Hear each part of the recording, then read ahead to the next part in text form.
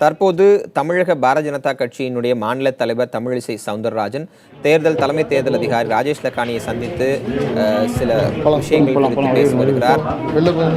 அந்த நேரடி காட்சிகளைத்தான் தற்போது நீங்கள் பார்த்துக் கொண்டிருக்கிறீர்கள். தலைமைச் செயலகத்தில் இருக்கக்கூடிய தலைமை தேர்தல் அதிகாரி ராஜேஷ் லக்கானியின் அலுவலகத்தில் சென்றக்கூடிய தமிழக பாரதிய ஜனதா கட்சியின் மாநில தலைவர் தமிழிசை சவுந்தரராஜன் ஏற்கனவே பாரதிய ஜனதா கட்சியைச் சேர்ந்தவர்கள் அரவக்குறிச்சி மற்றும் தஞ்சாவூர் ஆகிய தொகுதிகளில் தேர்தல் வாக்கு எண்ணிக்கை குறித்து பல்வேறு புகார்களை தெரிவித்திருந்தார்கள். அந்த அடிப்படையில் அவர்களது புகார்களை மீண்டும் ஒருமுறை பிரதிநிதித்துவப்படுத்தும் வகையில் அவர் தலைமை தேர்தல் அதிகாரியை சந்தித்திருக்கிறார் என்று புரிந்து கொள்ளப்படுகிறது. அவர் இன்னும் சற்று நேரத்தில் வெளியில் வந்து செய்தியாளர்களை சந்திப்பார். அப்போது முழுமையான விவரங்கள் தெரியவரும். தற்போது வந்திருக்கக்கூடிய தகவல் அடிப்படையில் அரவக்குறிச்சி தொகுதியில் வாக்கு எண்ணிக்கை நிறுத்த வேண்டும் என்று தமிழிசை சவுந்தரராஜன் தலைமை தேர்தல் அதிகாரியிடம் புகார் அளித்திருப்பதாக தகவல்கள் வந்து கொண்டிருக்கின்றன. ஏற்கனவே இன்று காலை அரவக்குறிச்சியில் வாக்கு எண்ணிக்கை தொடங்குவதற்கு முன்பாகவே பாரதிய ஜனதா கட்சியினரும் தேமுதிகவினரும் அங்கு மறியல் போராட்டத்தில் ஈடுபட்டனர். அதனால் அரவக்குறிச்சியில் சற்று தாமதமாகவே வாக்கு எண்ணிக்கை தொடங்கியிருந்தது.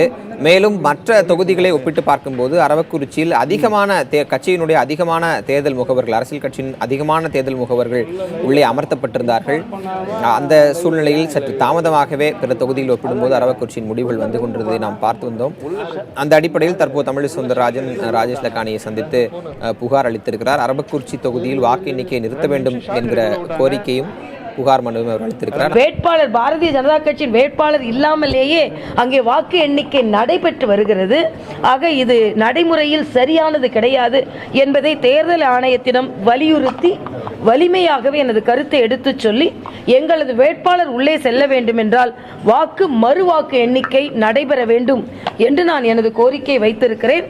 அவர் ஆவண செய்வதாக எனக்கு உறுதி அளித்திருக்கிறார். நான் எங்களது வேட்பாளர் அங்கே திருப்தி அடைய வேண்டும்.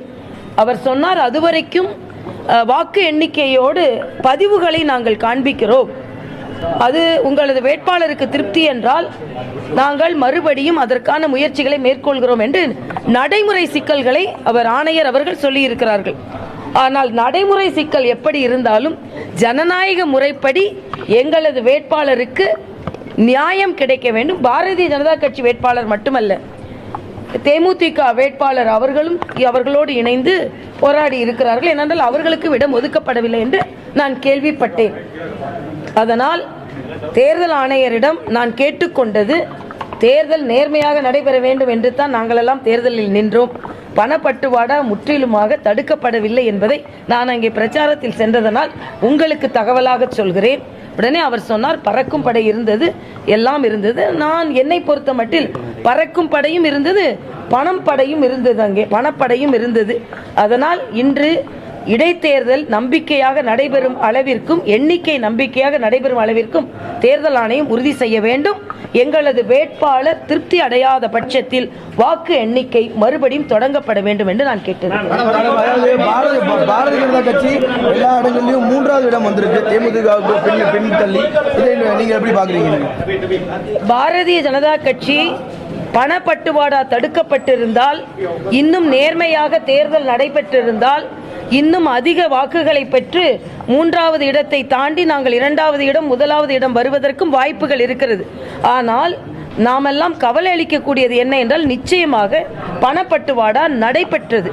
அந்த பணப்பட்டுவாடா நடைபெறாமல் இருந்திருந்தால் இன்னும் பாரதிய ஜனதா கட்சி அதிக வாக்குகளை பெற்றிருக்கும். இன்றைய காலகட்டத்தில் மக்கள் மாற்றத்தை விரும்புகிறார்கள்.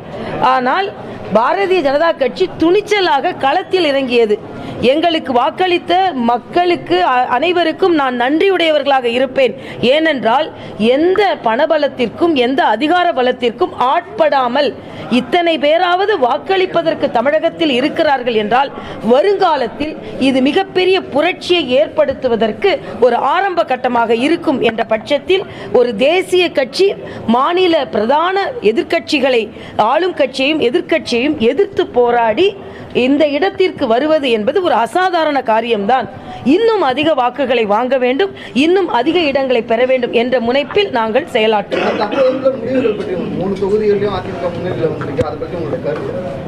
இடைத்தேர்தல் என்றாலே ஆளும் கட்சிதான் என்பது எழுதப்படாத சட்டமாக இருந்து கொண்டிருக்கிறது. அது மட்டுமல்ல, மிக பலம் பொருந்திய கட்சியாக இருப்பவர்கள் களத்தில் இருப்பார்கள். வளர்ந்து வரும் கட்சிக்கு களத்தில் இடமில்லை என்பதும் எழுதப்படாத சட்டமாக இருக்கிறது. பாரதிய ஜனதா கட்சி அந்த சட்டத்தை மாற்ற வேண்டும் என்ற நோக்கத்தில் தான் போராடி போராடி இந்த களத்தில் நின்று கொண்டிருக்கிறோம். மக்களும் அதை உணர்ந்து வருங்காலத்திலாவது எங்களை போன்ற கட்சிகளுக்கு வாக்களிக்க வேண்டும். ஆளும் கட்சி, அங்கே பாண்டிச்சேரியிலும் ஆளும் கட்சி தான் வெற்றி பெற்றிருக்கிறது. இது ஒரு நடைமுறையில் இது தொடர்கதையாகி வந்து கொண்டிருக்கிறது. அதனால் ஆளும் கட்சி தான் வெற்றி பெறும் என்ற ஒரு மாய தோற்றம் விலக்கப்பட வேண்டும் என்பது எனது கருத்தாக இருந்து கொண்டிருக்கிறது.